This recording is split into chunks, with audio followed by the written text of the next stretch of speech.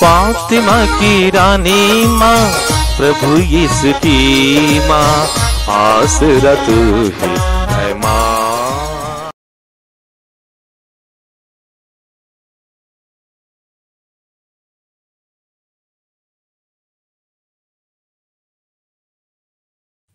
पहला पाठ नबी इसायास का ग्रंथ, अध्याय 4, पद संख्याएं 2 से 6 तक।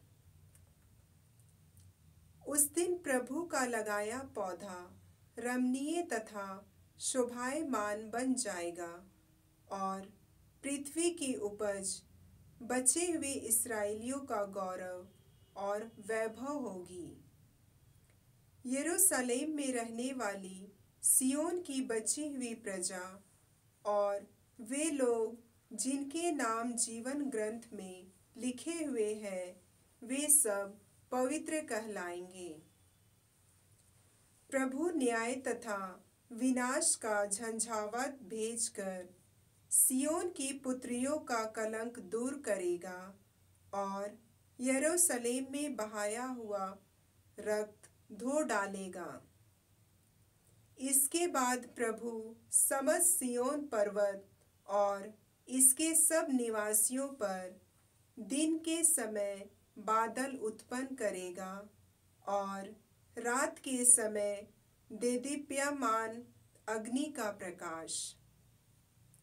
इस प्रकार समस्त पर्वत के ऊपर प्रभु की महिमा वितान की तरह फैली रहेगी। वह दिन में गर्मी से रक्षा के लिए छाया प्रदान करेगी और आंधी तथा वर्षा में आश्रय और शरण प्रदान करेगी। प्रभु की वाणी। ईश्वर को धन्यवाद। भजन अनुवाक्य। हम आनंद मनाते हुए ईश्वर के मंदिर चले। हम आनंद मनाते हुए ईश्वर के मंदिर चले। मुझे यह सुनकर कितना आनंद हुआ। आओ हम ईश्वर के मंदिर चले। हे यरूशलेम, अब हम पहुँचे हैं। हमने तेरे फाटकों में प्रवेश किया है। अनुवाक्य। हम आनंद मनाते हुए ईश्वर के मंदिर चले। हम आनंद मनाते हुए ईश्वर के मंदिर चले। यहाँ इस्राएल के वंश प्रभु के वंश आते हैं। वे ईश्वर का स्तुतिगान करने आते हैं, जैसा कि इस्राएल को आदेश मिला है। यहाँ न्याय के आसन संस्थापित है और दाऊद के वंश का सिंहासन भी। अनुवाक्य। हम आनंद मनाते हुए ईश्वर के मंदिर चले। हम आनंद मनाते हुए ईश्वर के मंदिर चले। यरूशलेम के लिए शांति का वरदान मांगो। तेरे घरों में सुख शांति हो। तेरी चार दीवारी में शांति बनी रहे। तेरे भवनों में सुख शांति हो। अनुवाक्य। हम आनंद मनाते हुए ईश्वर के मंदिर चले। हम आनंद मनाते हुए ईश्वर के मंदिर चले। यहाँ सब के सब भाई बंधु हैं, इसलिए मैं कहता हूँ, तुझ में शांति बनी रहे। हमारा प्रभु ईश्वर यहाँ निवास करता है, इसलिए मैं तेरे कल्याण की मंगल कामना करता हूँ। अनुवाक्य। हम आनंद मनाते हुए ईश्वर के मंदिर चले। हम आनंद मनाते हुए ईश्वर के मंदिर चले। जय घोष। आलेलुया। हे हमारे प्रभु ईश्वर, हमें बचाने की कृपा कर। हम पर दया दृष्टि कर और हमारा उद्धार हो जाएगा। आलेलुया।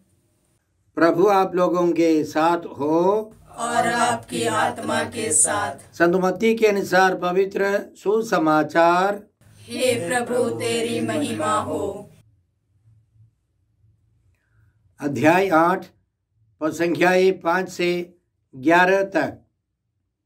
यीशु कफरनाहुम में प्रवेश कर ही रहे थे कि एक शतपति उनके पास आया और यह कहकर विनय करने लगा, प्रभु, मेरा नौकर घर में पड़ा हुआ है, उसे लकवा हो गया है और वह घोर पीड़ा सह रहा है। यीशु ने उससे कहा, मैं आकर उसे चंगा कर दूंगा। शतपति ने उत्तर दिया, प्रभु, मैं इस योग्य नहीं हूँ कि आप मेरे यहाँ आए। आप एक ही शब्द कह दीजिए और मेरा नौकर चंगा हो जाएगा। मैं एक छोटा सा अधिकारी हूँ, मेरे अधीन सिपाही रहते हैं। जब मैं एक से कहता हूँ जाओ तो वह जाता है, और दूसरे से आओ तो वह आता है, और अपने नौकर से यह करो तो वह यह करता है। यीशु यह सुनकर चकित हो गए और उन्होंने अपने पीछे आने वालों से कहा, मैं तुम लोगों से कहे देता हूँ, इस्राएल में भी मैंने किसी में इतना दृढ़ विश्वास नहीं पाया। मैं तुमसे कहता हूँ, बहुत से लोग पूर्व और पश्चिम से आकर इब्राहिम, इसहाक और याकूब के साथ स्वर्ग राज्य के भोज में सम्मिलित होंगे। प्रभु का सुसमाचार। हे क्रिस्त, तेरी स्तुति हो। यीशु क्रिस्त में प्रिय भाई और बहनों, कल रविवार से हम लोग आगमन काल में प्रवेश कर चुके हैं। आगमन काल में कई चर्चों में, प्रार्थनालयों में 4 मोमबत्तियां रखी जाती हैं और पहले सप्ताह, प्रथम सप्ताह पहली मोमबत्ती को हम जलाते हैं। वह बैंगनी रंग की है, जिसका मतलब है प्रार्थना, त्याग, तपस्या, पश्चाताप, यह सब। और इस मोमबत्ती का मतलब है भरोसा की मोमबत्ती या नबियों की मोमबत्ती। हमें भरोसा रखनी है, नबियों की भविष्यवाणी पर विश्वास रखना है, प्रतीक्षा करनी है। इसलिए पवित्र कलीसिया हमें पहले पाठ के रूप में नबी यशायाह का ग्रंथ देती है, अध्याय 4 पद संख्या 2 से 6 तक। इसमें हमने सुना, उस दिन प्रभु का लगाया पौधा रमणीय तथा शोभायमान बन जाएगा और पृथ्वी की उपज बचे हुए इस्राएलियों का गौरव और वैभव होगी। यरूशलेम में रहने वाली सियोन की बची हुई प्रजा और वे लोग जिनके नाम जीवन ग्रंथ में लिखे हुए हैं, वे सब पवित्र कहलाएंगे। प्रभु न्याय तथा विनाश का झंझावत भेजकर सियोन की पुत्रियों का कलंक दूर करेगा और यरूशलेम में बहाया हुआ रक्त धो डालेगा। इसके बाद प्रभु समस्त सियोन पर्वत और इसके सब निवासियों पर दिन के समय बादल उत्पन्न करेगा और रात के समय देदीप्यमान अग्नि का प्रकाश।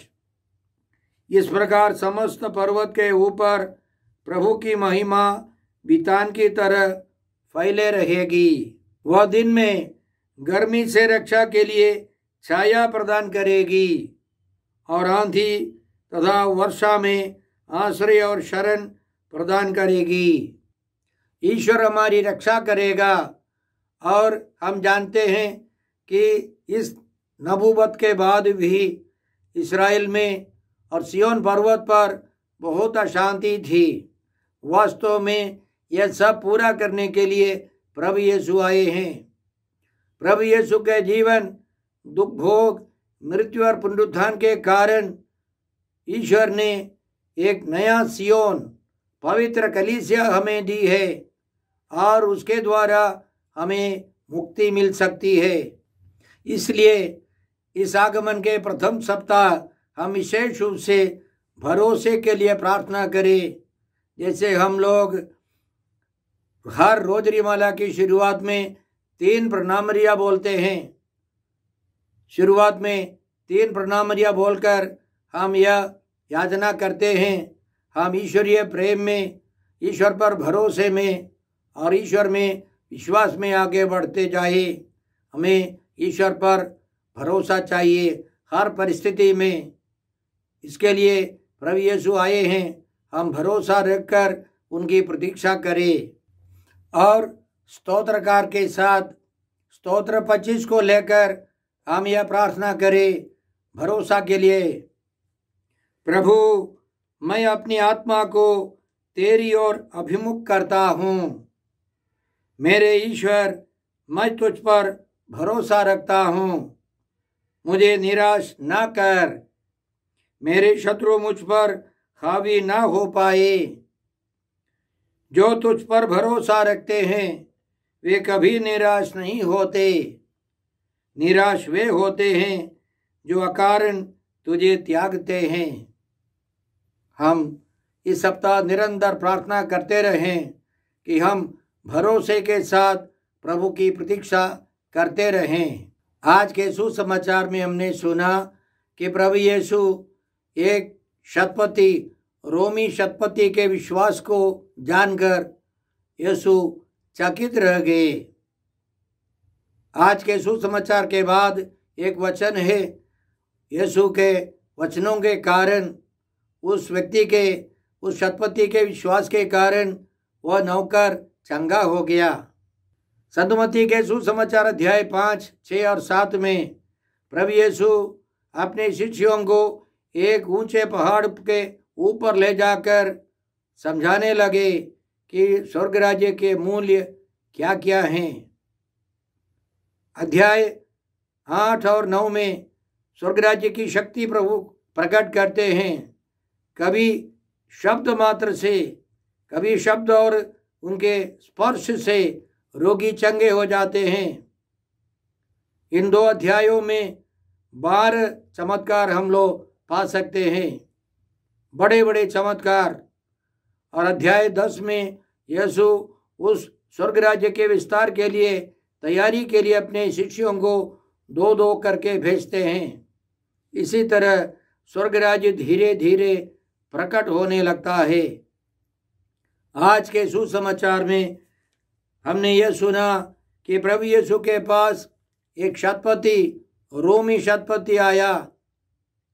वह यहूदी नहीं है, लेकिन उसने यीशु से प्रार्थना की। वह अधिकारी है, वो आदेश दे सकता है, लेकिन वह अधिकारी यीशु से प्रार्थना करता है। वह नम्र है और वह उदार व्यक्ति है, पुण्य कार्य करने वाला है। इसलिए हमने सुना कि वह विनय करने लगा। प्रभु, मेरा नौकर घर में पड़ा हुआ है। वो अपनी पत्नी के लिए, अपने भाई बहनों के लिए या बेटे बेटियों के लिए प्रार्थना नहीं करता है, अपने नौकर के लिए।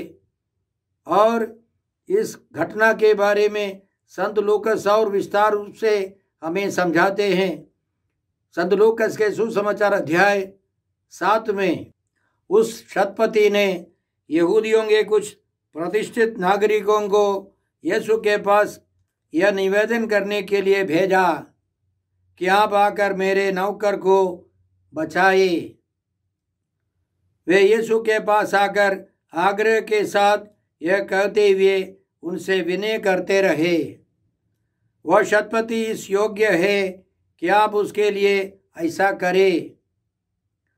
वह हमारे राष्ट्र से प्रेम करता है और उसी ने हमारे लिए सभागृह बनवाया।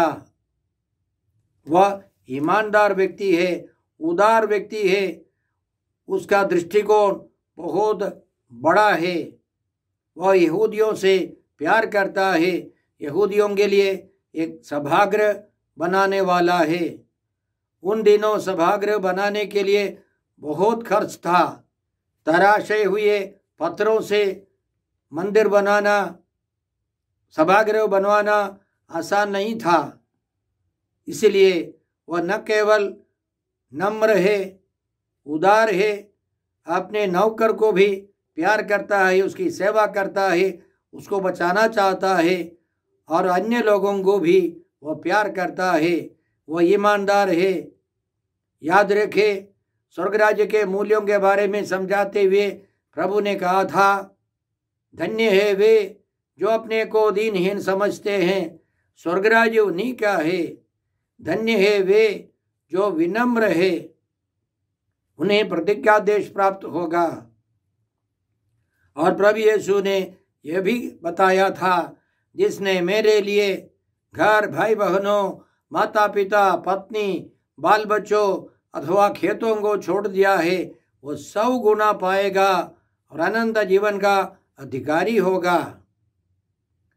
इतने अच्छे व्यक्ति से मिलकर प्रभु यीशु कहते हैं, मैं आकर उसको चंगा कर दूंगा। यह कितनी बड़ी बात है। सर्वशक्तिमान ईश्वर उस गैर यहूदी के घर जाकर उसके नौकर को चंगा करने के लिए यीशु तैयार हैं। इससे यीशु हमको यह सिखाते हैं, जब हम लोग धार्मिक जीवन बिताते हैं, यीशु स्वयं हमारे दिल में आकर निवास करेंगे, हमारे परिवारों में आकर निवास करेंगे। यीशु की बात सुनकर शतपति का और एक गुण बाहर आता है। उसको पक्का विश्वास था कि शब्द मात्र से यीशु उसके नौकर को चंगा कर सकते हैं। वो कहता है, मैं एक छोटा सा अधिकारी हूँ, मेरा अधिकार मेरे ऊपर के अधिकारी से है और मेरे अधीन में नौकर चाकर है। मैं एक सिपाही को आदेश देता हूँ और वह मेरा आदेश का पालन करता है। कहने का मतलब, आप सर्वशक्तिमान है, मेरा अधिकार बहुत छोटा है, फिर भी मेरे अधीन रहने वाले मेरे आदेशों का पालन करते हैं। आप सर्वशक्तिमान है, आप एक शब्द कहना काफी है, मेरा नौकर चंगा हो जाएगा। देखिए कितना महान है उसका विश्वास। बाइबल में हम किसी किसी व्यक्ति का विश्वास इसी तरह पाते हैं। उदाहरण के लिए मकाबियों के दूसरे ग्रंथ अध्याय 8 प्रसंग 18 में मकाबी इसी तरह कहता है, दूसरे लोगों को अपने अस्त्र शस्त्रों और अपनी वीरता का भरोसा है, किंतु हमें उस सर्वशक्तिमान ईश्वर का भरोसा है जो न केवल हम पर आक्रमण करने वालों का बल्कि पलक मारते ही समस्त संसार का विनाश कर सकता है। अन्य लोग अश्वों पर, युद्धों पर, ताकत पर, अपनी ताकत पर भरोसा रखते हैं, लेकिन प्रभु के भक्त प्रभु पर भरोसा रखते हैं। वो सर्वशक्तिमान है, सारे विश्व को पल भर में वह नष्ट कर सकता है। वो सर्वशक्तिमान है, इसलिए ऐसे लोगों का भरोसा महान है। प्रभु यीशु उस शतपति के विश्वास के वचनों को सुनकर चकित रह गए और उन्होंने यह भी घोषणा की, मैं तुम लोगों से कह देता हूँ, इस्राएल में भी मैंने किसी में इतना दृढ़ विश्वास नहीं पाया। इतना सब कुछ समझाने के बाद भी अपने शिष्यों में भी इतना गहरा विश्वास, भरोसा नहीं पाया। इसलिए प्रभु यीशु यह भी घोषणा करते हैं, बहुत से लोग पूर्व और पश्चिम से आकर इब्राहिम, इसहाक और याकूब के साथ स्वर्ग राज्य के भोज में सम्मिलित होंगे। इस पाठ के बाद वचन संख्या 12 में यह भी हम लोग पढ़ते हैं, शतपति से यीशु ने कहा, जाइए, आपने जैसा विश्वास किया वैसा ही हो जाए। और उस घड़ी उसका नौकर चंगा हो गया। क्रिस में प्रिय भाई और बहनों, याद रखें, इस सप्ताह हम लोग भरोसे के साथ प्रार्थना करें, भरोसा के लिए प्रार्थना करें, भरोसा की मोमबत्ती जलाकर प्रार्थना करें। हम भी उस शतपति के समान प्रभु पर भरोसा रखे, प्रभु में विश्वास रखे। साथ साथ हम नम्र बने, उदार बने, करुणा के कार्य करते रहें, विश्वास और भरोसे के साथ आगे बढ़े। प्रभु हमारे जीवन में भी चमत्कार करेंगे। क्रिस्त में प्रिय भाई और बहनों, आगमन के इस प्रथम सप्ताह में हम भरोसा के साथ प्रार्थना करें, भरोसा के लिए प्रार्थना करें। हम भी उस शतपति के समान प्रभु पर भरोसा रखें। प्रभु यीशु ने यह भी वादा किया था, मेरी और भी भेड़ें हैं जो इस भेड़शाला की नहीं है, मुझे उन्हें भी ले आना है, वे भी मेरी आवाज़ सुनेंगी। तब एक ही झुंड होगा और एक ही गडेरिया। इसलिए इस आगमन काल में हम प्रार्थना करें, प्रभु यीशु हमारे दिल में आए, जैसे उस शतपति के दिल में यीशु आए। साथ साथ हमारी प्रार्थना है, करोड़ों की संख्या में लोग प्रभु यीशु के पास आए, जो कलीसिया के बाहर है, जो यीशु को नहीं जानते हैं, वे सब यीशु पर भरोसा रखें। इसके लिए भी हम प्रार्थना करते हैं। हे अब्बा पिता, हे प्रभु यीशु, हे पवित्र आत्मा ईश्वर, आज के सारे पवित्र वचनों के लिए हम तुझे धन्यवाद देते हैं और प्रार्थना करते हैं कि इस आगमन काल में हम तैयारी के साथ प्रतीक्षा करें। प्रभु यीशु हमारे दिलों में जन्म ले और अन्य अनेक लोगों के दिलों में भी जन्म ले। हम यह प्रार्थना करते हैं प्रभु क्रिस्त के द्वारा। हमारे प्रभु यीशु क्रिस्त की कृपा, ईश्वर का प्रेम और पवित्र आत्मा का साहचर्य आप सबों को प्राप्त हो। आमीन।